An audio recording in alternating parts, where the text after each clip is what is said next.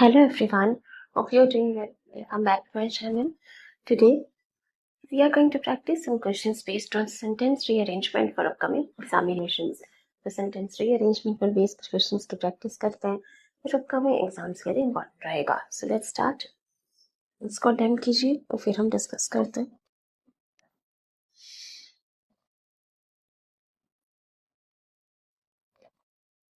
चलिए देखिए. अच्छा बताओ कि हमारा फर्स्ट सेंटेंस बी से स्टार्ट हो सकता है. बी में लिखा है he evolved a theory that the world was a rat trap. या फिर ही किसके लिए यूज हुआ है? तो इससे प्रोनाउन से स्टार्ट नहीं कर सकते फर्स्ट सेंटेंस. और अगर आप सी सेंटेंस देखेंगे तो यहाँ लिखा है वंस अ पेडलर. तो इस पेडलर के लिए ही यूज हुआ है. तो सी बी से पहले आना चाहिए. तो बी हमारा फर्स्ट सेंटेंस नहीं हो सकता. अब क्या हम डी से स्टार्ट कर सकते हैं? फर्स्ट सेंटेंस डी में लिखा है here people lay beds for others. Here here मतलब किसी जगह की हमने बात की है, किसी प्लेस की बात की है. तो इससे पहले किसी प्लेस की बात की होगी जिसके लिए हमने हेयर का यूज किया है. मतलब यहाँ हुआ तो किसी प्लेस की बात की है तो पहले हमने किसी प्लेस का मेंशन किया होगा. तो डी भी फर्स्ट सेंटेंस नहीं हो सकता. सी से ही आपका फर्स्ट सेंटेंस स्टार्ट होगा. सी बी डी है या सी या D B?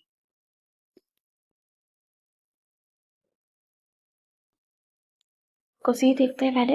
Once a pedlar sat looking at his rat traps. तो एक बार एक पेडलर अपने रैट ट्रैप्स मतलब चूहेदानी जो होता है चूहे को पकड़ने के लिए उसको देखते हुए बैठ गया. फिर इसके बाद क्या आना चाहिए? बी या फिर ए. These bets were temptations that people couldn't resist. Evolved a theory that the world was a rat trap. बताइए क्या आना चाहिए? सी के बाद बी है, सी के बाद ए होना चाहिए. एक पेयरिंग से ट्राई करते हैं. पीपल ने बेट्स फॉर अदर्स और यहाँ पे लिखा है ए में दिस बेट्स. तो यहाँ पे बेट्स की बात की जा रही है, उसके लिए ही हमने दिस बेट्स यूज किया है. तो डी के बाद ए आना चाहिए. डी के बिल्कुल बाद ए आना चाहिए.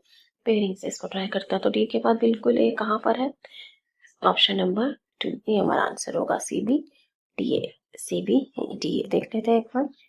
Once a peddler sat looking at his rat traps. एक बार पेडलर अपने चूहेदानी को देखते हुए बैठ गया.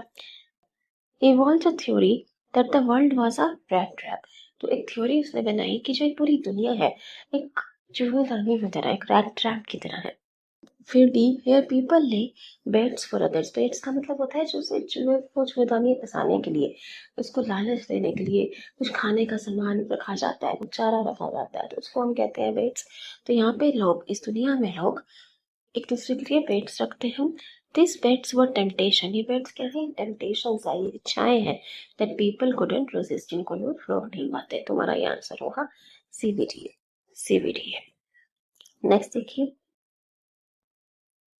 इसको ट्राई कीजिए.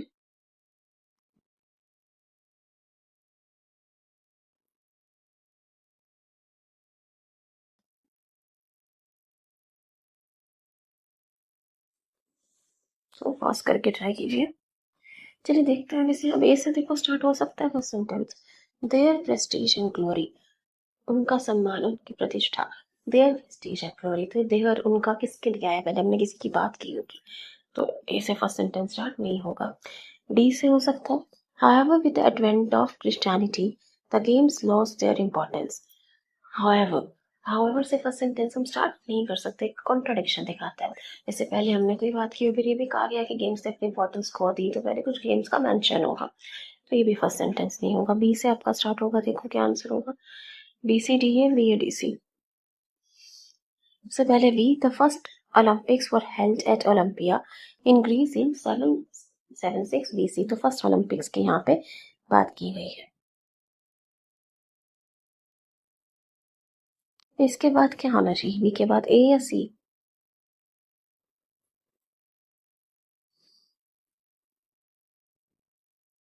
देखो सी अगर आप देखेंगे, सी में एक रीजनिंग दी हुई है. It was because the Christians believe that they encourage pagan worship in temple. यहाँ पे कुछ रीजनिंग दी हुई है, क्रिश्चियनिटी की बात की हुई है. और उससे पहले हम डी देखो. However with the advent of Christianity the games lost their importance. तो डी के बाद सी आना चाहिए. गेन सेकंड इम्पोर्टेंस को दी क्रिश्चियनिटी की बिलीव्स की वजह से, और उसके सी में उसी के आगे बताया गया, उसी के बारे में बताया गया, तो डी के बाद सी होना चाहिए। तुम्हारा आंसर हो जाएगा B A D C, B A D सी।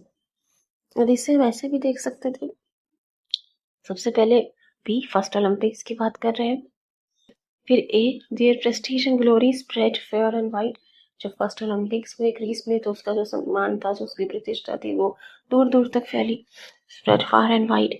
लेकिन एडवेंट ऑफ क्रिश्चियनिटी के आने से क्या हुआ कि गेम्स की इंपॉर्टेंस कम हो गई, वो उनकी बिलीव्स की वजह से हुआ। It is because the Christian believes that they encouraged pagan worship in temples. तो ये हमारा आंसर हो जाएगा B A D C, B A D C. Next देखिए, इसको डन कीजिए।